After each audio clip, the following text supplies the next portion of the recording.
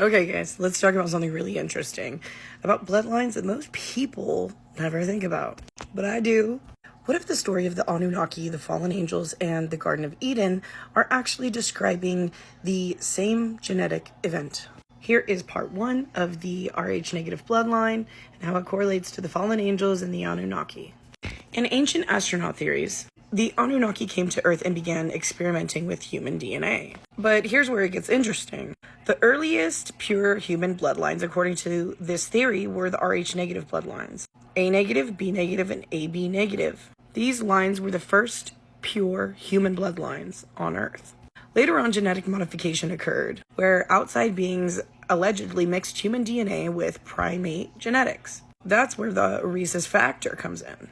The Rh protein in positive blood is named after the rhesus monkey, which is why some theorists believe that Rh positive blood could be the result of an ancient genetic alteration, creation of the positive bloodlines. So the theory goes like this. The Anunnaki modified humans to create a more comfortable labor force. Those altered genetics created the Rh positive blood types, which now make up the majority of the population today. Some ancient texts can say that humans were created to mine gold and other metals for the gods. If this sounds familiar, it's because it mirrors the story of the Watchers or fallen angels in the Book of Enoch. Now here's where things get even deeper. Some researchers believe that the story of Eve and the serpent is actually describing a different lineage entirely. In that interpretation, the serpent wasn't a snake, it was a fallen celestial being. When Eve was seduced by this being, it produced a hybrid bloodline. And that bloodline is sometimes associated with O negative blood, which some people call the blood of the sky gods.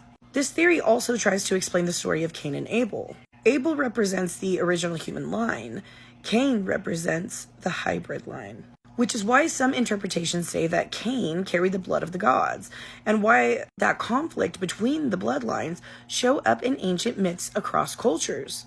Now, whether you take this literally, symbolically, or somewhere in between, it's fascinating how the same story keeps appearing across Sumerian texts, the Bible, the Book of Enoch, and ancient mythologies. It's different cultures, but the same theme of gods mixing with humans. So the real question is, were these stories or just myths?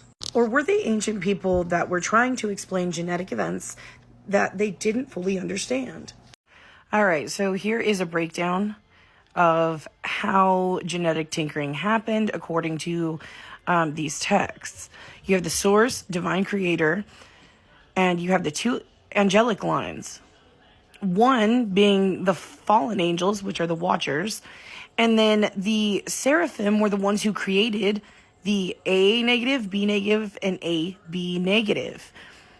Again, they created the pre-Watcher Rh negative humans. Now, if we look at the Orphim, the Watchers and the Anunnaki did the genetic tinkering, which caused the Rh positive human slave race. Here's another breakdown that I created. So we have Source and the Creator, celestial beings, sky gods, Anunnaki, Watchers, and Elohim. Genetic interactions with humans. Original human bloodlines, which were the Rh negative blood types. A negative is the priest lineage. B negative is the nomad lineage. And AB negative is a rare hybrid of the two. So you got A negative, who was Adam, B negative, who was Eve, and AB negative, which was Seth. Genetic modification event happened, which, and who else came from the AB negative lineage? Yeshua. So the genetic modification event happened, which introduced the Rh protein, or the rhesus factor, in the blood. The Rh positive bloodline was created by the genetic tinkering. Now, this is a separate situation in itself.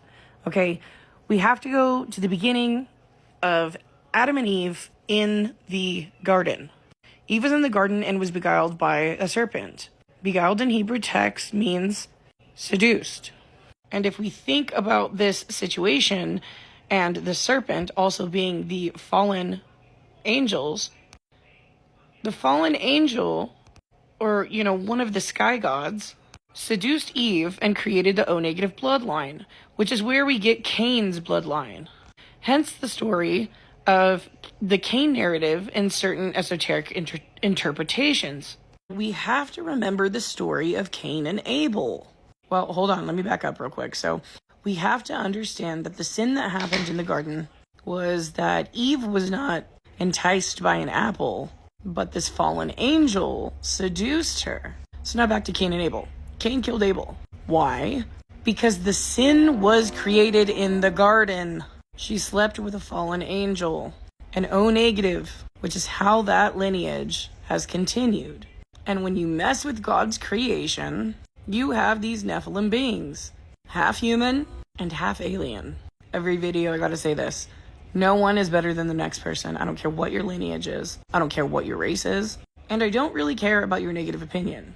If you would like to have a healthy discussion and debate about this, I would absolutely love it. Let's keep the hate out, guys.